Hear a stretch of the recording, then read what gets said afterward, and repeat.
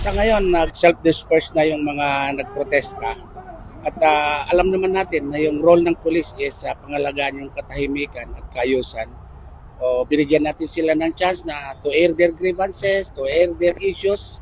At yung ating pulis ay nanatili doon sa pag-maintain ng sinasabing ng ating Chief PNP Police General Tartates, yung observance of maximum tolerance sa human rights. Ganon din yung parating sinasabi ng ating regional director na si General Aberil. Always observe yung maximum tolerance, yung respect for human rights. Trabaho natin to, panindigan natin to. Palaya nilang gawin yung kanilang gusto na pagpapahayag. Sumunod lang doon sa mga polisiya na huwag magbandal, huwag manggulo, huwag manakit.